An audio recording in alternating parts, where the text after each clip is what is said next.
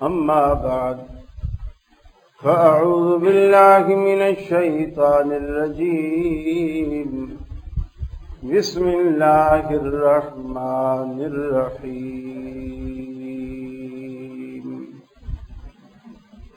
إن عدة الشهور عند الله 12 شهرا في كتاب الله يوم خلق السماوات والأرض منها 4 حرم ذلك الدين القيم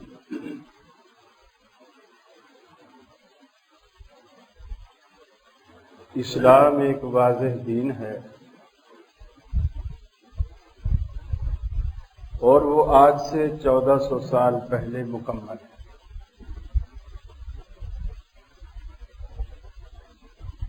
شرک کے بعد اسلام میں دوسرا بڑا جو اعتقادی گناہ اور جرم ہے وہ بدعت۔ شیطان سب سے پہلے بندے کو شرک پر آمادہ کرتا ہے۔ اگر وہ شرک پر آمادہ نہ ہو تو پھر اس کی دوسری کوشش بدعت پر لانا ہوتا ہے، اور اس کی وجہ یہ ہے شیطان اپنے کام میں بہت ماہر ہے، اور وہ ہمیں ایسی چیز پر لا کھڑا کرتا ہے جس کے بعد اسے مزید کوئی ہدایات نہیں دینی پڑتی۔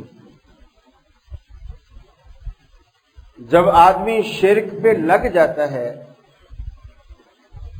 پھر شیطان اسے کسی عمل سے نہیں روکتا، نہ حج سے روکتا ہے، نہ قربانی سے روکتا ہے، نہ نفل سے روکتا ہے، نہ صدقہ خیرات سے، نہ زکوٰۃ سے، کسی چیز سے نہیں روکتا، بلکہ اسے ترغیب دیتا ہے زیادہ سے زیادہ عمل کر تاکہ اس کا وقت ضائع ہو، کیونکہ شرک کرنے والے کا کوئی بھی عمل اللہ کے ہاں قبول نہیں ہو رہا ہوتا، تو اس کی کوشش ہوتی ہے جب میں شرک پہ لگا دوں تو پھر آرام سے سو جاؤں، کیونکہ اس کا مقصد ہمیں اجر سے روکنا ہے، ثواب سے روکنا ہے۔ جب آدمی شرک پر نہیں آتا کسی بھی وجہ سے، نہیں بھئی یہ تو بہت بڑا جرم ہے، میں اللہ کے ساتھ کسی کو شریک نہیں ٹھہرا، پھر وہ اس کو بدعت پہ لاتا ہے، کیونکہ بدعت سے بھی وہی نتیجہ نکلتا ہے جو شرک سے نکلتا ہے۔ بدعتی آدمی کا بھی کوئی عمل قبول نہیں ہوتا، کوئی عمل، حتیٰ کہ بدعتی آدمی اللہ کو اتنا ناپسند ہے۔ سنن ابن ماجہ کی روایت ہے، نبی کریم صلی اللہ علیہ وسلم نے فرمایا من وقر صاحب بدعت فقد اعان علی ہدم الاسلام، جس بندے نے بدعتی کی عزت کی، رسول اللہ کے جملے دیکھیں، جس بندے نے بدعتی کی عزت کی، اس کی تعظیم کی، اس کو وقار دیا، فقد اعان علی ہدم الاسلام، جو وہ بندہ اسلام کی دیوار گرا رہا تھا بدعتی، آپ نے گویا اس کے ساتھ مل کر دھکا دیا، اسلام کو گرانے میں آپ نے اس کی مدد کی، صرف بدعتی کی عزت کرنے کی۔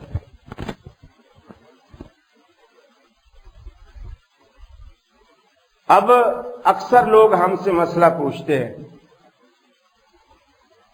کہ جی بدعتی کے پیچھے نماز پڑھیں نہ پڑھیں، یہ اکثر پوچھتے ہیں لوگ، فون پہ بھی پوچھتے ہیں، ویسے بھی پوچھتے ہیں۔ دیکھیے، اگر آپ اسلام کے مزاج کو سمجھتے ہیں نا تو اتنی باتیں آپ کو خود معلوم ہونی چاہیے۔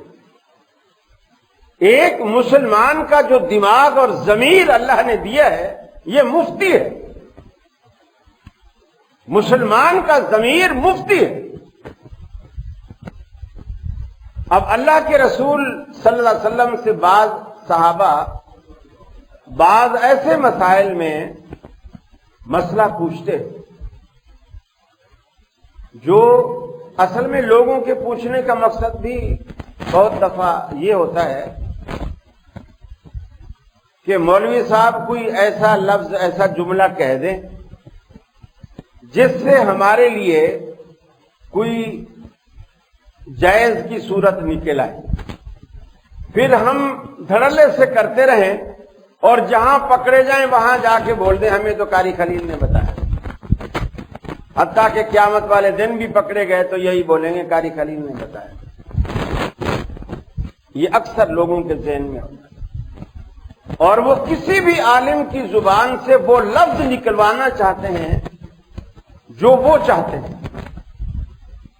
کسی مسئلے میں ہم نے بتا دیا بھائی ناجائز ہے، پھر گھما پھرا کے وہی سوال دوبارہ کریں گے۔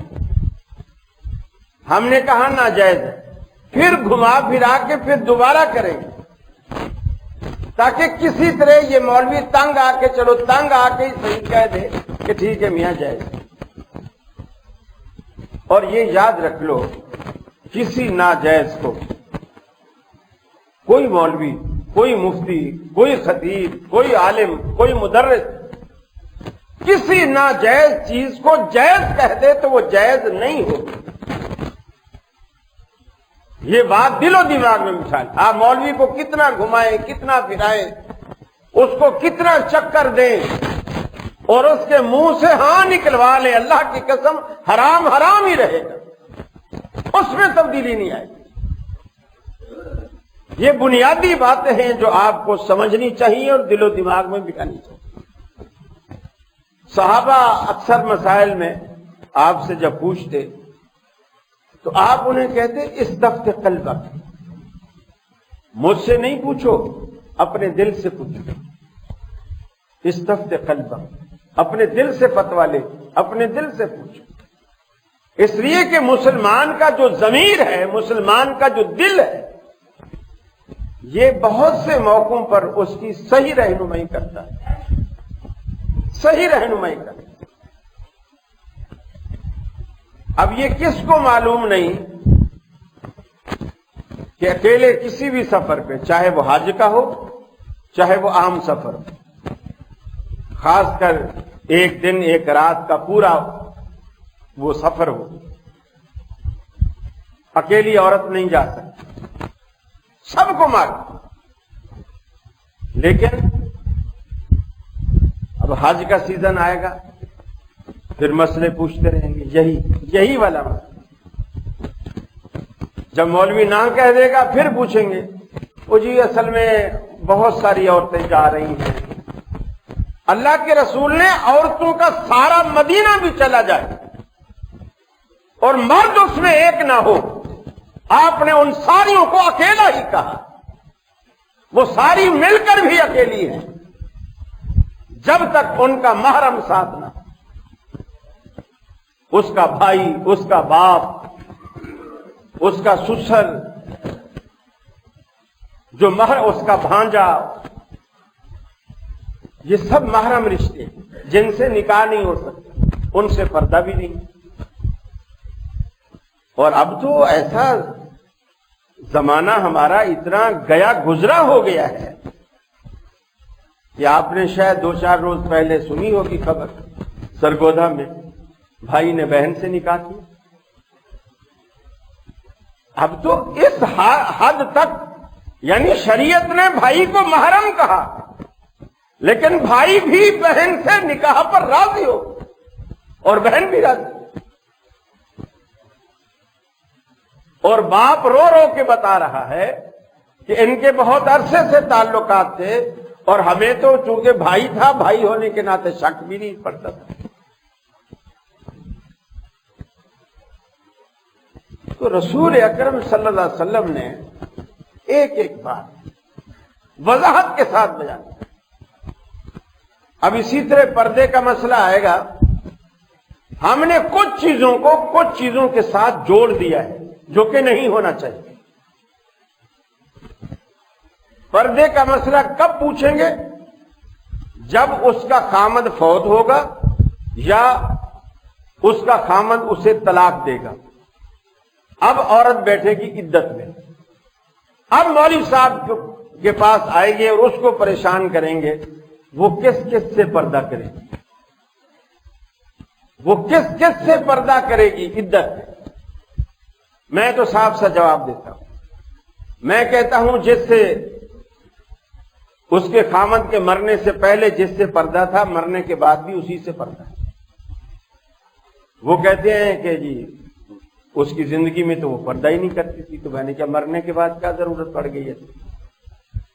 اس کی زندگی میں پردہ ہی نہیں کرتی تھی تو اس کے مرنے کے بعد اب کون سی آفت آ پڑی ہے جو تم پردے کا پوچھ رہی ہو؟ جیسے پہلے پھرتی تھی ویسے اب بھی پھرو، پہلے دوپٹہ نہیں اوڑھتی تھی اب بھی نہ اوڑھو۔ شریعت نے کبھی بھی پردے کو عدت کے ساتھ اٹیچ نہیں کیا۔ پردہ الگ حکم ہے اور وہ ہر وقت ہے، ہر وقت۔ اچھا، اب خامن سے پردہ نہیں ہے، باپ سے پردہ نہیں ہے، بھائی سے پردہ نہیں ہے، لیکن آپ اپنی بیوی کو کہیں دوسرے شہر میں لے گئے، اب وہ جب دوسرے شہر میں عورتیں جاتی ہیں وہ یہ سمجھتی ہیں کہ یہاں ہمیں کون جانتا ہے، یہاں ہمیں کون جانتا ہے، تو وہ پردہ نہیں کرتی کہ کوئی جان پہچان والا تو ہے ہی نہیں۔ گویا وہ جان پہچان والے سے پردہ کر رہی ہیں، اللہ کے حکم سے نہیں۔ اچانک اس کا خامن کسی کام سے نکلا، وہ بھی سامنے آ گیا، دیکھا تو میری بیوی بے پردہ جا رہی، جھٹ سے اس نے نقاب چہرے پہ ڈالا۔ اس نے کہا کم وقت، میں تو تیرا شوہر ہوں، مجھے تو تیرا سارا جسم رب نے دیکھنے کی اجازت دی ہے، اور مجھ سے تو چہرہ ڈھانپ رہی ہے، اور جن کو تیرا چہرہ دیکھنا حرام تھا ان کے سامنے تو کھلا چھوڑ۔ اس نے برقع کھینچ کے آگ لگا دی کہ ایسے برقعے کا کوئی فائدہ نہیں ہے جو خامن سے پردہ کروائے اور غیروں سے جو ہے وہ اس کو چہرہ دکھائے۔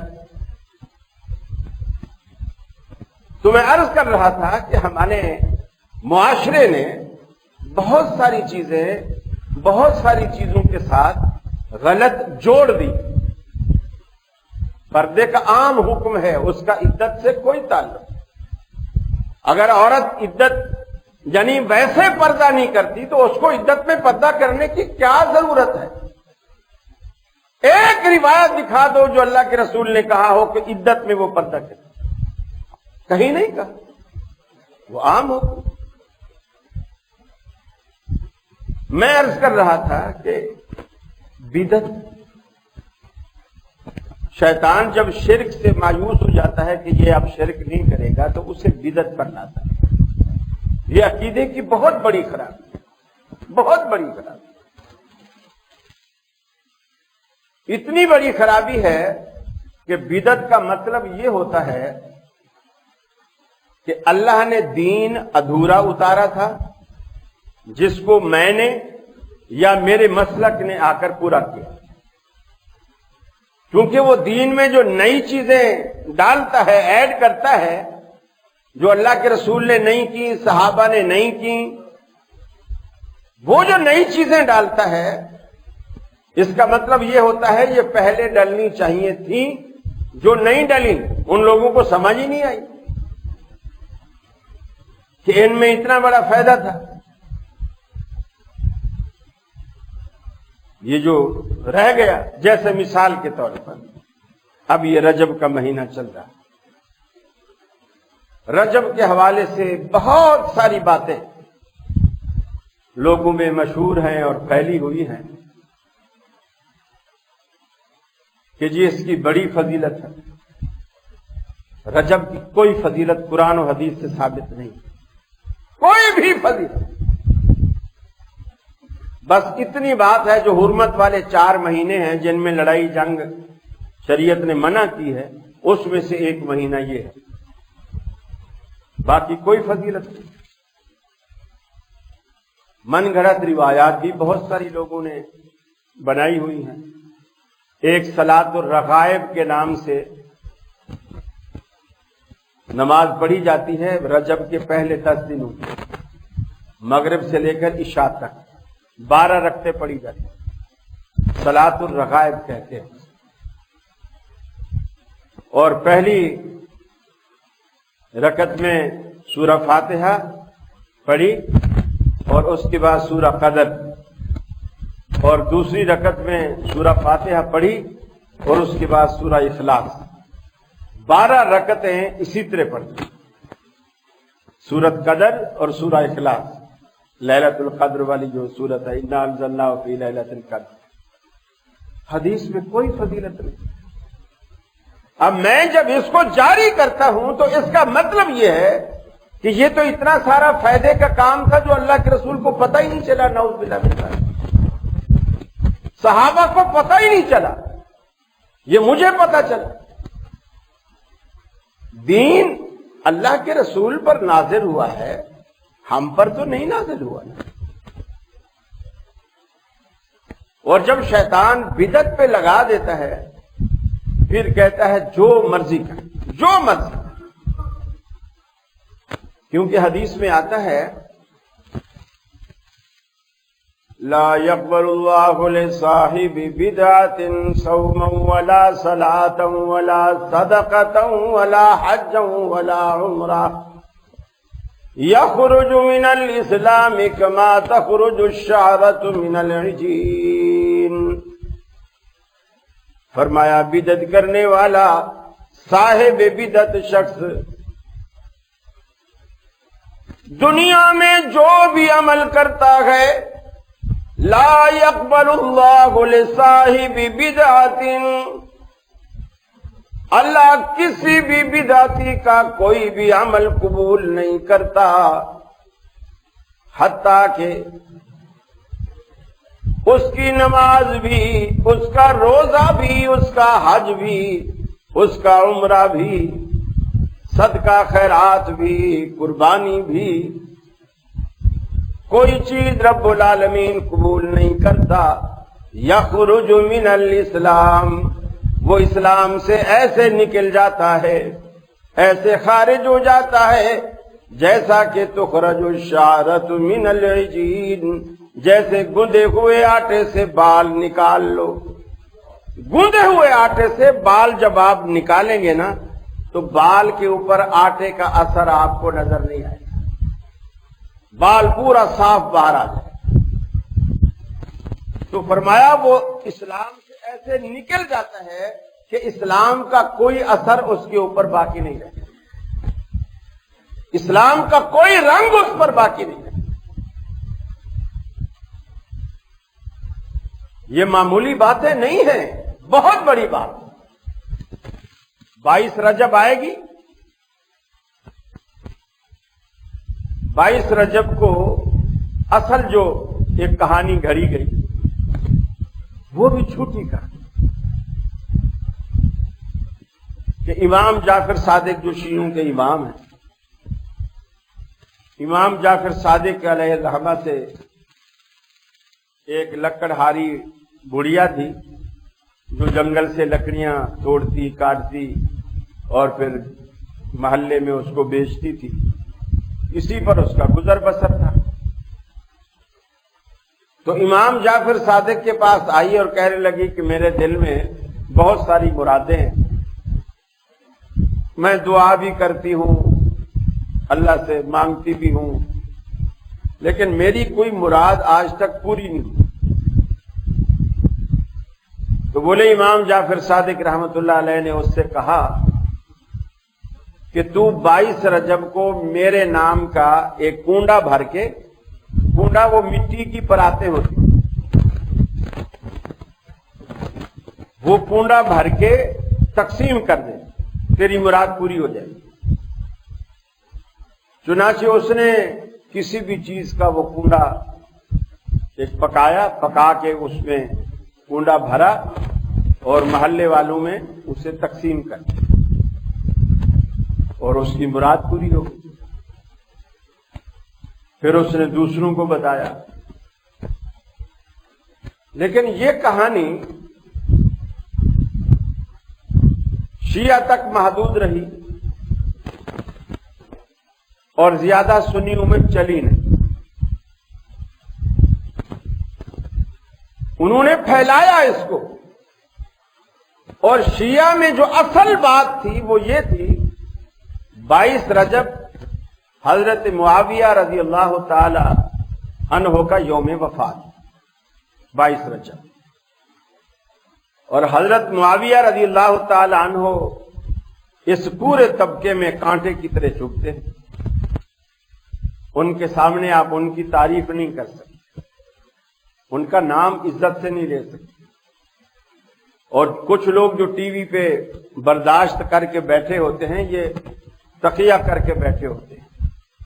ان کے مذہب میں ایک یہ بھی چیز ہے کہ جس طرح کے لوگ ہوں وہاں تم اس طرح کے بن جاؤ، کوئی حرج نہیں۔ گویا ان کے ہاں منافق بننا بھی کوئی حرج والی بات نہیں، چلو تم ادھر کو ہوا ہو جدھر کی۔ یہ نفاق، یہ منافقت۔ اب چونکہ حضرت معاویہ رضی اللہ تعالی عنہ کی محبت سنیوں کے دلوں میں بیٹھی ہوئی ہے۔ سنی تو کوئی کتنا بھی گیا گزرا ہو، صحابہ کی شان میں گستاخی کا وہ قائل نہیں ہے۔ تو اب یہ چیز انہوں نے دیکھا کہ بھئی ہم 22 رجب کو اگر حضرت معاویہ کی خوشی منائیں، ان کی وفات کی خوشی منائیں، تو سنیوں کے محلے میں، سنیوں کے ملک میں رہ کر تو ایسا ممکن نہیں ہے، ایسا ہو نہیں سکے گا۔ تو اس کو انہوں نے امام جعفر صادق کے کنڈے کا نام دیا۔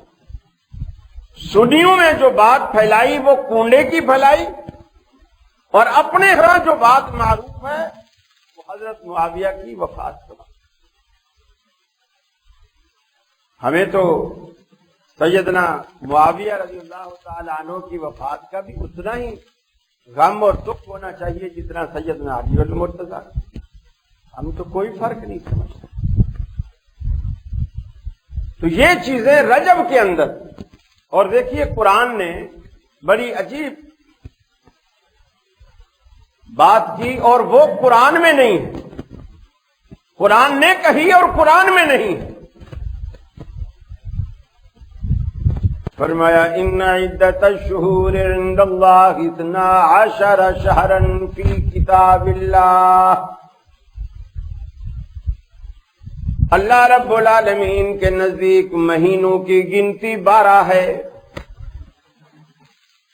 پورے قرآن مجید میں 12 مہینوں میں سے سوائے رمضان کا کسی مہینے کا کوئی نام نہیں، صرف رمضان المبارک کا نام ہے۔ اللہ کہتا ہے ہمارے نزدیک مہینوں کی گنتی 12 ہے۔ 12 شہرا فی کتاب اللہ، اور یہ کتاب اللہ میں ہے۔ اللہ کا قرآن کہتا ہے کہ یہ 12 مہینوں کی گنتی جو اللہ رب العالمین نے بیان کی یہ قرآن میں ہے، کتاب اللہ میں ہے۔ جب آپ کتاب اللہ میں دیکھتے ہیں سوائے رمضان کے کسی مہینے کا کوئی نام نہیں، پھر اللہ رب العالمین نے یہ بات کیسے کہہ دی؟ فرمایا یہ بھی منہا 4 حرم، ان 12 مہینوں میں 4 مہینے حرمت والے ہیں جن میں جنگ اور جدل، قتال وغیرہ، لڑائی وغیرہ حرام ہے۔ اس میں ایک رجب بھی ہے۔ 3 مہینے متواتر ہیں اور یہ 1 مہینہ الگ ہے۔ 4 مہینے حرمت والے بھی رب العالمین نے قرآن میں بیان کر دیے، لیکن ان کے نام نہیں بتائے۔ 12 مہینے اللہ نے قرآن میں بیان کر دیے، لیکن ان کے نام نہیں بتائے، اور یہ کہا کہ یہ کتاب اللہ میں ہے۔ اس میں حکمت کیا ہے؟ اللہ یہ آپ کو یہ بات سمجھانا چاہتا ہے، میں نے پیغمبر کی زبان سے جو کچھ کہلوایا، پیغمبر کی زبان سے ادا ہونے والے الفاظ اور کتاب اللہ میں کوئی فرق نہیں ہے۔ اللہ نے اپنے حبیب کی زبان سے بتایا وہ 4 مہینے حرمت والے کون سے ہیں، اور وہ ٹوٹل 12 مہینے کون سے ہیں۔ اللہ کے حبیب نے وہ سارے صحابہ کرام کو بتلائے، جبکہ اللہ کہتا ہے کہ وہ کتاب اللہ میں ہے، حالانکہ قرآن میں یہ چیز موجود نہیں۔ گویا یہ بات قرآن کی اس آیت سے ثابت ہو گئی۔ اللہ کے رسول کی 23 سالہ دور نبوت کی زندگی بھی کتاب اللہ ہے۔ جو لوگ اس میں فرق کرتے ہیں وہ گمراہی پر ہے اور گمراہ ہوتے ہیں، وہ گمراہی پر ہیں اور گمراہ ہوتے ہیں۔ نبی کریم صلی اللہ علیہ وسلم کی بیان کردہ بات اور قرآن میں صرف اتنا فرق آپ ذہن میں رکھیے، صرف اتنا فرق کہ قرآن میں بات بھی اللہ کی ہے، الفاظ بھی اللہ کے ہیں۔ قرآن میں بات بھی اللہ کی ہے، الفاظ بھی اللہ کے ہیں، اور حدیث میں بات اللہ کی ہے، الفاظ کا چناؤ یہ رسول اللہ صلی اللہ علیہ وسلم کا ذات ہے۔ اللہ کی بات کو رسول اللہ صلی اللہ علیہ وسلم نے اپنے الفاظ میں بیان کیا۔ یہ فرق ہے بنیادی۔ اس کے لیے اردو میں بہت ساری کتابیں لکھی گئی، اس میں ایک کتاب مولانا مودودی کی بھی، سنت کی آئینی حیثیت، پڑھنے جیسی کتاب، اچھی کتاب، یہ آپ پڑھیں۔ اور اس کے مقابلے میں مخالف میں ڈاکٹر غلام احمد پرویز نے کافی کتابیں لکھی۔ ڈاکٹر غلام جیلانی برق نے 2 قرآن کے نام سے ایک کتاب لکھی تھی، یعنی تنقیداً لکھی تھی 2 قرآن، کہ اللہ نے تو ایک قرآن اتارا اور لوگوں نے 2 قرآن بنا لیے، حدیث کو بھی گویا انہوں نے قرآن کا درجہ دیا۔ یہ جو جماعت المسلمین کا بانی تھا نا، یہ پہلے اہل حدیث تھا، مسعود بی اچھی، یہ پہلے اہل حدیث تھا، بعد میں اس نے جماعت بنائی۔ اس نے ڈاکٹر غلام جیلانی برق جو کہ پرویزی تھا، منکر حدیث تھا، اس کی کتاب جو 2 اسلام تھے، اس کی کتاب کا جواب دیا تفہیم اسلام بجواب 2 اسلام۔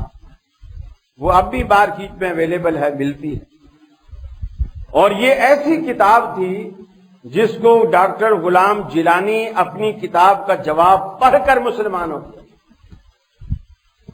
یعنی فتنہ انکار حدیث سے توبہ کر لیں۔ تفہیم اسلام بجواب 2 اسلام، اس طرح کی کتابیں آپ پڑھا کریں، جس سے آپ کا ایمان تازہ ہو، آپ کا ایمان پختہ ہو، آپ کا عقیدہ پختہ ہو۔ اور دنیا میں کوئی مذہب اتنا محفوظ نہیں ہے جتنا اللہ رب العالمین نے اسلام کو محفوظ کیا۔ جو اللہ نے آسمان سے کتابیں اتاری تھی نا، تورات، انجیل، زبور، آج کے دور میں وہ آسمان سے نازل کی ہوئی کتابیں بھی اپنی اصلی شکل میں موجود نہیں ہیں، اس میں تاریخ ہو چکی ہے۔ لیکن جو مسلمانوں کے لیے محمد رسول اللہ پر جو قرآن نازل کیا، وہ الحمدللہ آج بھی جوں کا توں اپنی اصلی شکل میں موجود ہے۔ اور یہ اللہ نے اس کی حفاظت حفاظ قرآن کی برکت سے چھوٹے چھوٹے بچے مسلمانوں کے قرآن حفظ کر لیتے ہیں، اور اس کی برکت سے قرآن کے زیر زبر کا فرق کہیں نہیں آتا۔ دنیا کی کسی بھی لائبریری میں آپ دیکھو، جو قرآن آپ کو وہاں ملے گا وہی آپ کو آپ کی مسجد میں ملے گا، ایک رتی برابر بھی اس میں فرق نہیں ہوگا۔ پھر کتنا بڑا احسان ہے اللہ کا، لوگوں کی آسمانی کتابیں بھی محفوظ نہیں ہیں، ہماری کتاب بھی محفوظ ہے۔ اس کتاب کو لانے والا ہمارا رسول، اس کی 23 سالہ دور نبوت کی زندگی بھی پوری محفوظ ہے، جسے آپ حدیث کہتے ہیں، بخاری شکل میں، مسلم کی شکل میں، ترمذی کی شکل میں، سیاستہ کی شکل میں، دوسری حدیث کی کتابوں کی شکل میں، نبی کریم کی پوری زندگی محفوظ۔ پھر تیسرا بڑا کمال، جن لوگوں نے نبی کی زندگی کے اقوال، افعال، تقریر جمع کی، ان لوگوں کے حالات زندگی بھی پورے کے پورے اسماء اور رجال کے نام سے محفوظ۔ ایک بندے نے بھی اگر کوئی اللہ کے رسول سے روایت بیان کی ہے تو وہ اسماء اور رجال میں اس کی پیدائش، تاریخ پیدائش، تاریخ وفات، اس کا علاقہ، اس کا شہر، اور کون کون اس کا استاد تھا، کون کون اس کا شاگرد تھا، اور آیا یہ جو کہہ رہا ہے کہ یہ بات میں نے اس سے سنی، آیا اس کا اور اس کا زمانہ ایک تھا یا نہیں تھا۔ اتنا کڑا انتظام اللہ نے کسی بھی مذہب کے لیے نہیں کیا جتنا اسلام کے لیے۔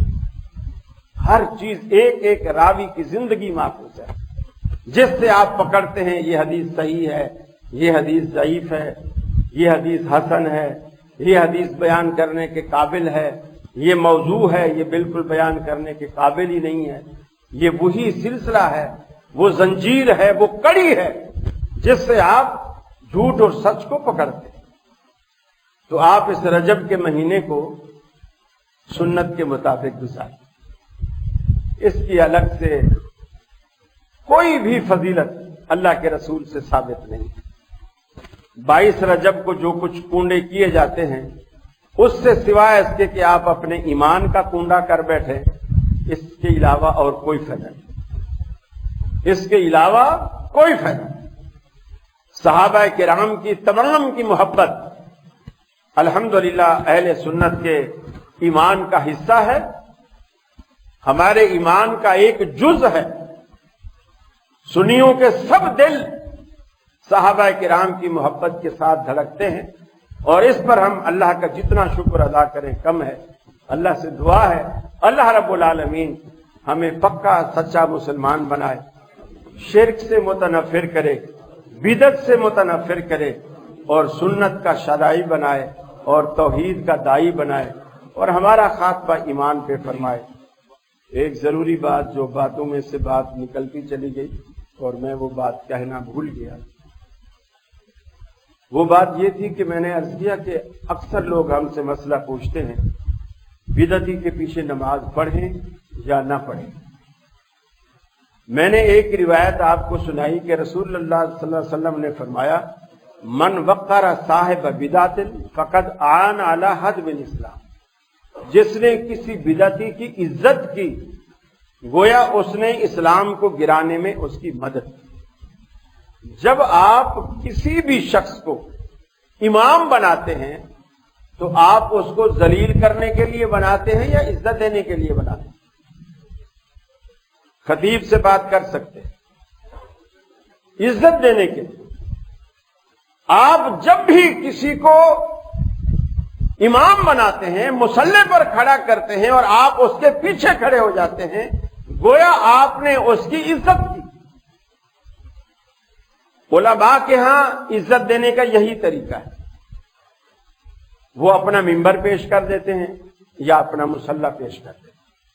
اب مثال کے طور پر میں آیا اور میں ممبر پہ بیٹھ گیا، مجھے نہیں پتا کہ مسجد میں کون کون آیا ہوا ہے۔ اب میں نے ایسے دیکھنا شروع کیا تو مجھے نظر آیا کہ عبداللہ ناصر صاحب یہاں بیٹھے ہوئے، نظر آیا کہ عبداللہ ناصر صاحب یہاں بیٹھے ہوئے ہیں۔ اب میں عزت کس طرح دوں گا؟ میں ممبر سے اتروں گا، ان کے پاس جاؤں گا، ان کے ملوں گا بھی اور کہوں گا کہ شیخ آپ آئیے جمعہ پڑھا۔ میں تو روز پڑھاتا ہی رہتا ہوں یہاں پر، آپ آج آئے ہیں، آپ نیچے بیٹھ کے سنیں نہیں، آپ یہاں کھڑے ہو۔ یہ علماء کا ایک انداز ہوتا ہے دوسرے کو عزت دینے کا۔ اچھا، اسی طرح ہم کہیں بھی چلے جاتے ہیں، نماز کا ٹائم ہو، اگر جماعت کھڑی ہونے سے پہلے ہم مسجد میں پہنچ جائیں تو وہاں کا امام یا وہاں کے نمازی اگر مجھے جانتے ہیں تو وہ لا محالہ مجھے کہیں گے کہ جی قاری صاحب آئیے نماز پڑھائیے. تو ان کا مقصد عزت دینا ہوتا ہے. تو جب آپ کسی بدعتی کو امام بناتے ہیں تو گویا آپ اس کو عزت دیتے ہیں، اور اللہ کے رسول نے فرمایا جو بدعتی کی عزت کرتا ہے وہ اسلام کو گرانے میں اس کی مدد کرتا ہے. انہ تعالی جواد قدیم کریم مالک